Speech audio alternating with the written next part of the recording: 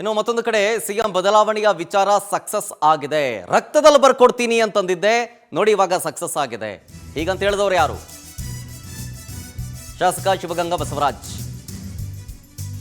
ರಕ್ತದಲ್ಲಿ ಬರ್ಕೊಡ್ತೀನಿ ಅಂದಿದ್ದೆ, ನೋಡಿ ಸಕ್ಸಸ್ ಆಯ್ತು. ಈಗ ಸಿಎಂ ಬದಲಾವಣೆ ವಿಚಾರ ಸಕ್ಸಸ್ ಆಗಿದೆ ಅಂತ ದಾವಣಗೆರೆಯಲ್ಲಿ ಶಾಸಕ ಶಿವಗಂಗಾ ಬಸವರಾಜ್ ಸ್ಟೇಟ್ಮೆಂಟ್ ಕೊಟ್ಟಿದ್ದಾರೆ. ಸೂರ್ಯ ಪಥ ಬದಲಾವಣೆ ಆಗಿದೆ, ನಮ್ಮ ಪಥವೂ ಕೂಡ ಬದಲಾವಣೆ ಆಗಿದೆ. ದಾವಣಗೆರೆಯಲ್ಲಿ ಎಂಎಲ್ಎ ಶಿವಗಂಗಾ ಬಸವರಾಜ್ ಅವರ ಸ್ಟೇಟ್ಮೆಂಟ್ ಇದು. ಡಿಸಿಎಂ ಡಿಕೆ ಶಿವಕುಮಾರ್ಗೆ ಸಿಎಂ ಸ್ಥಾನ ಸಿಗುವಂತಹ ವಿಶ್ವಾಸ ನಮಗಿದೆ. ನಮ್ಮ ಹೇಳಿಕೆಯಂತೆಯೇ ಸಂಕ್ರಾಂತಿಯಲ್ಲಿ ಸಂಕ್ರಾಂತಿ ಆಗ್ತಾ ಇದೆ, ಬದಲಾವಣೆ ಆಗಿದೆ. ಹೊಸಬರು ಎಂಎಲ್ಎ ಆಗಿರೋದಕ್ಕೆ ಕಾರಣ ಡಿಕೆ ಶಿವಕುಮಾರ್ ಅವರು. ಪಕ್ಷ ಈ ಬಾರಿಯ ವಿಧಾನಸಭಾ ಎಲೆಕ್ಷನ್ ಅಲ್ಲಿ ಅಧಿಕಾರಕ್ಕೆ ಬರೋದಕ್ಕೆ ಪ್ರಮುಖ ಕಾರಣ ಡಿಕೆ ಶಿವಕುಮಾರ್ ಅವರು.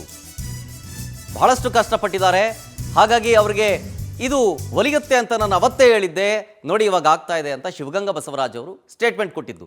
ಸಿಎಂ ಸಿದ್ದರಾಮಯ್ಯನವರು 7.5 ವರ್ಷಗಳ ಕಾಲ ಅಧಿಕಾರವನ್ನ ಮಾಡಿದ್ದಾರೆ.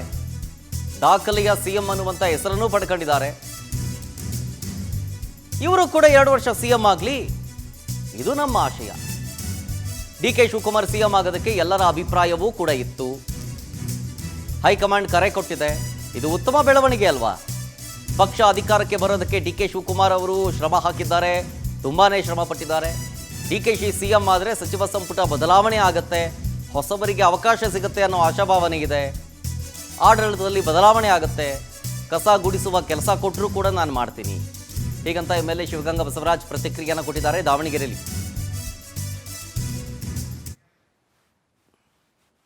ಬದಲಾವಣೆನೂ ಆಗಿದೆ, ನಮ್ಮ ಪಥನೂ ದೆಹಲಿ ಕಡೆ ಬದಲಾವಣೆ ಆಗಿದೆ. ಡಿ ಕೆ ಶಿವಕುಮಾರ್ ಸಾಹೇಬ್ರಿಗೆ ದೆಹಲಿಗೆ ಬರೋಕ್ಕೆ ಹೈಕಮಾಂಡ್ ಹೇಳಿದ್ದಾರೆ. ಆದ ಕಾರಣ ಇವತ್ತು ಸೂರ್ಯಂಗೆ ಪಥ ಬದಲಾವಣೆ ಆಗಿದೆ. ನಮ್ದು ಹೆಂಗೆ ಪಕ್ಷ ಸಂಘಟನೆ ಕಡೆ ಇತ್ತು ಪಥ, ಅದು ದೆಹಲಿ ಕಡೆ ಹೋಗಿದೆ ಅಂದರೆ ಒಳ್ಳೇದಾಗ್ತದೆ. ನಾನು ಅದನ್ನೇ ಹೇಳ್ತಾ ಬಂದೆ ನಿಮಗೆ, ಸೂರ್ಯ ಪಥ ಬದಲಾವಣೆ ಆಗಲಿ, ಸಂಕ್ರಾಂತಿ ಆದಮೇಲೆ ನಿಮಗೆ ಒಂದು ಒಳ್ಳೆ ಸುದ್ದಿ ಕೊಡ್ತೀನಿ. ದೆಹಲಿ ಹೈಕಮಾಂಡ್ ಕರೆದಿದೆ ಅಂದರೆ ಒಂದು ಉತ್ತಮ ಬೆಳವಣಿಗೆ ಆಗ್ತದೆ, ಒಳ್ಳೆದಾಗ್ತದೆ. ವಿಶ್ವಾಸ ಇದೆ ಸರ್, 100% ವಿಶ್ವಾಸ ಇದೆ. ಈಗ ನಾವು ಮುಂಚೆಯಿಂದಲೂ ಹೇಳ್ತಾ ಬಂದೆ, ನಾನು ಹೇಳಿದ್ದೀನಿ, ಸುಮಾರು ಜನ ಸೀನಿಯರ್ಸು ಹೇಳಿದ್ದಾರೆ. ಈ ಒಂದು ಪಕ್ಷ ಇವತ್ತು ಅಧಿಕಾರಕ್ಕೆ ನಾವೆಲ್ಲ ಏನು ಯುವಕರು ಹೊಸಬರು ಶಾಸಕರು ಇವತ್ತು ಆಯ್ಕೆ ಆಗಿದ್ದೀವಿ ಅಂದರೆ ಅದಕ್ಕೆ ಡಿ ಕೆ ಶಿವಕುಮಾರ್ ಶ್ರಮನೂ ಇದೆ, ಸಿದ್ದರಾಮಯ್ಯ ಶ್ರಮನೂ ಇದೆ.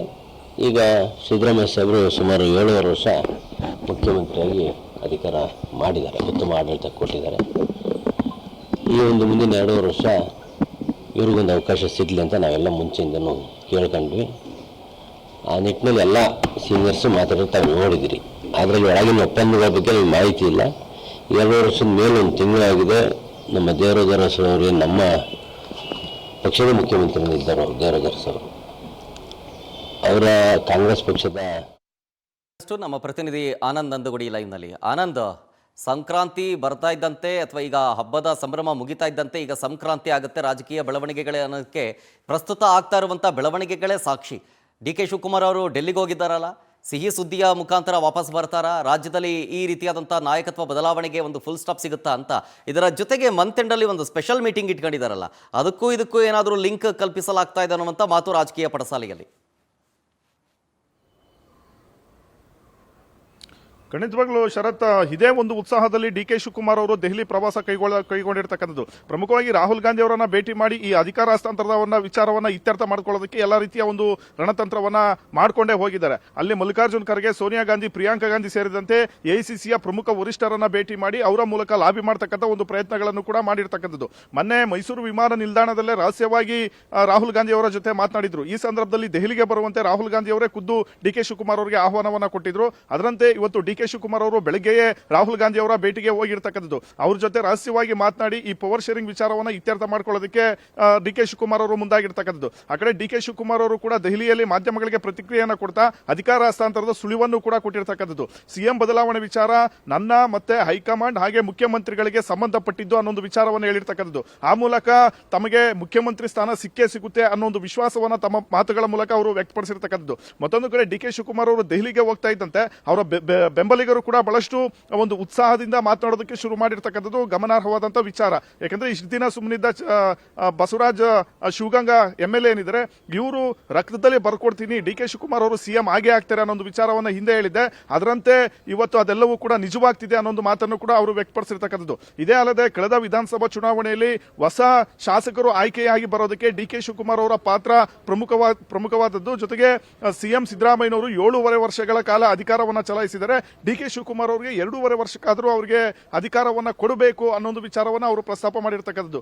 ಈ ಮೂಲಕ ಇವರ ಒಂದು DK ಶಿವಕುಮಾರ್ ಒಂದು ಕ್ಯಾಂಪ್ ನಲ್ಲಿ ನಡೀತಾ ಇರತಕ್ಕಂಥ ಬೆಳವಣಿಗೆಗಳು ನಡೆದ್ರೆ ಈ ಸಂಕ್ರಾಂತಿ ವೇಳೆಯೇ ಒಂದಷ್ಟು ಕಾಂಗ್ರೆಸ್ ನಲ್ಲಿ ಮಹತ್ವದ ಒಂದು ಕ್ರಾಂತಿ ನಡೀತಕ್ಕಂಥ ಒಂದು ಮುನ್ಸೂಚನೆಯನ್ನ ಇವರು ಕೊಡ್ತಾ ಇರತಕ್ಕಂಥದ್ದು. ಅಂತಿಮವಾಗಿ ರಾಹುಲ್ ಗಾಂಧಿ ಅವರು ಏನ್ ತೀರ್ಮಾನವನ್ನು ತೆಗೆದುಕೊಳ್ತಾರೆ ಅದರ ಮೇಲೆ CM DK ಶಿವಕುಮಾರ್ ಅವರ ಒಂದು ಕುರ್ಚಿ ಭವಿಷ್ಯನೂ ಕೂಡ ಇರತಕ್ಕಂಥದ್ದು. ಹೀಗಾಗಿ DK ಶಿವಕುಮಾರ್ ಅವರು ಎಲ್ಲಾ ಒಂದು ಪ್ರಮುಖ ನಾಯಕರನ್ನ ವಿಶ್ವಾಸಕ್ಕೆ ತೆಗೆದುಕೊಂಡು ರಾಹುಲ್ ಗಾಂಧಿ ಅವರ ಮೇಲೆ ಒತ್ತಡ ಇರತಕ್ಕಂಥ ಒಂದು ಪ್ರಯತ್ನಗಳನ್ನು ಕೂಡ ನಿರಂತರವಾಗಿ ಮಾಡಿಕೊಂಡೇ ಬಂದಿದ್ದಾರೆ. ಮೊನ್ನೆ ಅಷ್ಟೇ ಮಲ್ಲಿಕಾರ್ಜುನ್ ಖರ್ಗೆ ಅವರನ್ನ ಭೇಟಿ ಮಾಡಿದ್ರು. ಇವತ್ತು ದೆಹಲಿಯಲ್ಲಿ AICC ಮಟ್ಟದ ಒಂದು ಸಭೆ ಇದೆ, ಅಸ್ಸಾಂ ಚುನಾವಣೆಗೆ ಸಂಬಂಧಪಟ್ಟಂತ ಒಂದು ಸಭೆಯಲ್ಲಿ. ಆ ಸಭೆಯಲ್ಲಿ ಪ್ರಮುಖ ನಾಯಕರೆಲ್ಲರೂ ಕೂಡ ಭಾಗಿಯಾಗ್ತಾರೆ. AIC ಒಂದು CWC ಮೆಂಬರ್ಗಳು ಕೂಡ ಆ ಒಂದು ಸಭೆಯಲ್ಲಿ ಇರ್ತಾರೆ. ಅವರೆಲ್ಲರ ಒಂದು ಬೆಂಬಲವನ್ನ ಪಡೆದುಕೊಂಡು ರಾಹುಲ್ ಗಾಂಧಿ ಅವರ ಒಂದು ಮನವೊಲಿಕೆ ಮಾಡ್ತಕ್ಕಂಥ ಒಂದು ಪ್ರಯತ್ನಕ್ಕೂ ಕೂಡ ಈಗ DK ಶಿವಕುಮಾರ್ ಅವರು ಮುಂದಾಗಿರ್ತಕ್ಕಂಥದ್ದು. ಸಾಧ್ಯವಾದ್ರೆ ಸೋನಿಯಾ ಗಾಂಧಿ ಅವರನ್ನು ಕೂಡ ಭೇಟಿ ಮಾಡಿ ಈ ವಿಚಾರವನ್ನ ಇತ್ಯರ್ಥ ಮಾಡುವಂತೆ ಒಂದು ಮನವಿಯನ್ನು ಕೂಡ ಮಾಡತಕ್ಕಂಥ ಒಂದು ಸಾಧ್ಯತೆ ಇದೆ. ಅಂತಿಮವಾಗಿ ಸಂಜೆ ವೇಳೆಗೆ ಒಂದು ಕ್ಲಿಯರ್ ಪಿಕ್ಚರ್ ಸಿಗ್ತಕ್ಕಂಥ ಒಂದು ಸಾಧ್ಯತೆಗಳು ಕೂಡ ಇದೆ. ಶರತ್, ಫೈನ್, ಥ್ಯಾಂಕ್ ಯು ಆನಂದ್ ಡೀಟೇಲ್ಸ್ಗಾಗಿ.